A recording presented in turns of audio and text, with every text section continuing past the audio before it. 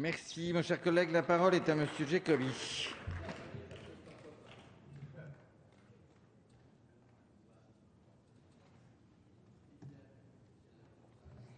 Monsieur le Président, il s'agit ici, si je comprends bien, de donner notre avis sur le budget européen. C'est une tâche assez difficile puisque, excusez-moi, mais depuis que les parlements existent, ils n'ont pas pour mission, même pour des raisons d'être, de donner un avis sur un budget, mais de consentir l'impôt, c'est-à-dire de décider souverainement. En second lieu, ce budget n'en est pas un. Et enfin, malgré son nom, il témoigne fort mal de son caractère européen et moins encore de l'esprit d'union qui aurait dû y présider. De la grande charte au développement du parlementarisme britannique au XVIIIe siècle, les parlements sont nés du consentement à l'impôt, c'est-à-dire de leur pouvoir de décider souverainement en matière budgétaire. Et dès lors qu'ils n'ont pas ce pouvoir, il n'y a pas de parlement. Ni cette Assemblée, ni même le Parlement européen, que je mets entre guillemets, ne décide vraiment, et c'est ce qui met si mal à l'aise les élus nationaux européens, face à une mécanique budgétaire qui est contraire à ce que l'Europe a mis tant de temps à inventer, à mettre au point la démocratie parlementaire. Alors on nous dit que désormais, par la grâce de l'ultime avatar des traités européens, le Parlement de l'Europe aurait, quel honneur, une manière de participation au processus de décision. On appelle cette procédure confuse, qui consiste à ce que les gouvernements réunis en conseil tendraient à partager le pouvoir budgétaire avec une assemblée élue, la codécision. Mes chers collègues, il y a dans ce vocabulaire, dans ces procédures contraires à tous les principes, dans cette approche rétrograde de la démocratie parlementaire, je ne sais quel relent de constitution louis-philipparde, de ces temps intermédiaires entre le pouvoir royal et la démocratie contemporaine, dont on pensait à tort qu'ils appartenaient au passé. Alors, justement, il faudrait que le Parlement européen et l'Union européenne modernisent sa pensée, ses procédures, car elles remontent à Louis-Philippe dans l'esprit et dans la forme. Alors nous verrons bien, puisqu'après tout la nature des parlements est d'accroître leur pouvoir, à compter du moment où l'on consent à leur en déléguer une parcelle, si cette première expérience de codécision budgétaire verra ou non émerger une sorte de coutume parlementaire européenne par laquelle le peuple d'Europe, pourrait enfin faire entendre un peu de sa voix à travers celle de ses représentants. J'en doute absolument. Mais enfin, on ne sait jamais, nous verrons bien.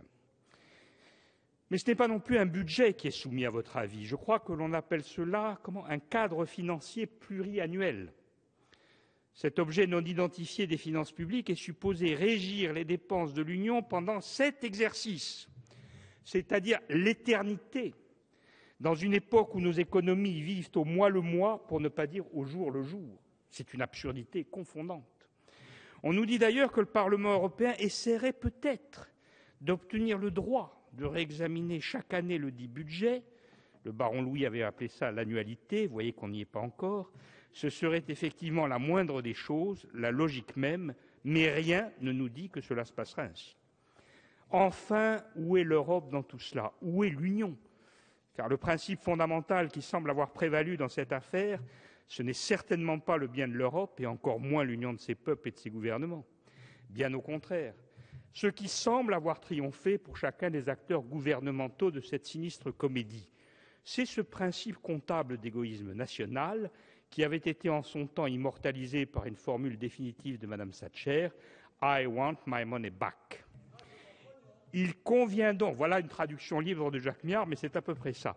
Il convient donc de nous contenter d'examiner les faits à l'aune de cette comptabilité sur la base de ce principe. On peut voir, s'agissant de la situation française, dans ce cadre, la bouteille à moitié vide ou la bouteille à moitié pleine. La bouteille à moitié pleine pour le gouvernement français, et je m'en réjouis, c'est tout de même que l'objectif qu'il s'était fixé de sauver l'enveloppe globale pour la France de la politique agricole commune semble être atteint à hauteur de l'ordre de 56 milliards d'euros pour la période considérée.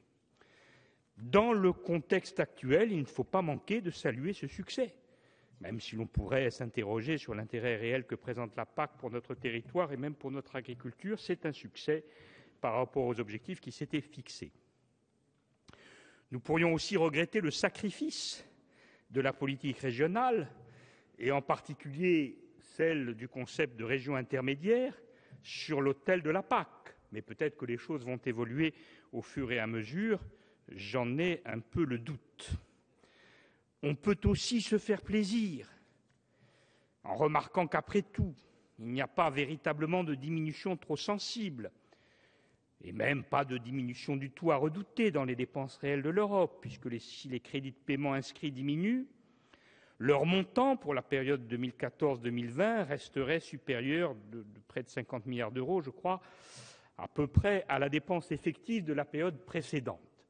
Mesdames et messieurs, mes chers collègues, nous avons tous une certaine expérience des budgets, et cet argument est certes cohérent, mais enfin, il est assez loin de nous convenir. Mais il me semble me souvenir qu'il n'y a pas si longtemps encore, nous entendions parler d'un fameux plan de relance de l'Europe, dont il ne fallait cependant pas être grand clair pour en dégonfler la baudruche. 120 milliards qui se décomposaient en réalité, et le mot décomposé convient effectivement bien, en 60 milliards de fonds non utilisés que l'on se proposait de mobiliser enfin, sans d'ailleurs rien faire pratiquement pour y parvenir, et 60 autres milliards qui étaient les prêts que pouvait théoriquement consentir la Banque européenne d'investissement sur la base d'une augmentation de ses fonds propres, représentant de l'ordre du dixième de cette manne dont on attend d'ailleurs toujours la miraculeuse apparition. À ce jour, l'addition de ces carottes hypothétiques et de ces navets putatifs n'a pas permis de composer une salade comestible au menu d'une relance européenne qui n'est déjà plus disponible à la table de notre Union. Il reste pour conclure que les images comptent dans la vie diplomatique et que le contraste est grand entre une Grande-Bretagne implorant ses partenaires, il y a quelques semaines encore, de bien vouloir lui permettre de demeurer dans l'Union européenne, même si la dite Grande-Bretagne ne pouvait accepter de monter dans ce fameux train de l'intégration rapide. Contraste avec le retour triomphant de David Cameron à Londres, qui a non seulement obtenu ce qu'il voulait, à savoir un budget en diminution et la garantie d'un juste retour pour son pays, mais de surcroît un beau succès diplomatique, reconnaissons-le, par lequel il a provisoirement peut-être, en tout cas je l'espère, fait mine de réunir un front sur la base d'une alliance germano-britannique, brisant pour le moment au moins, et encore une fois peut-être à titre transitoire, le fameux couple franco-allemand qui est supposé être le moteur de la construction européenne. Alors, le retour de David Cameron n'est peut-être pas aussi triomphal que celui de son illustre prédécesseur, Benjamin Disraeli, à la suite du congrès de Berlin en 1878. Mais enfin, le Premier ministre britannique a remporté un succès qui fera date dans les annales de l'Union européenne.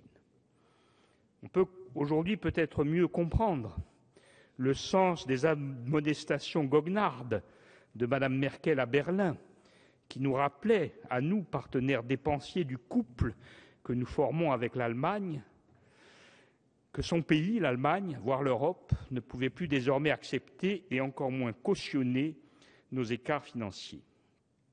L'histoire de ce supposé budget européen, celui qui nous occupe aujourd'hui, est loin d'être écrite. Nous n'en sommes qu'au début. Cette Assemblée, notre Parlement, s'honorerait à en examiner sans concession la signification profonde en termes d'organisation et de fonctionnement de l'Europe, plutôt que de se borner à en dresser une comptabilité relativement dérisoire et peut-être trompeuse pour la France. Merci, mon cher collègue.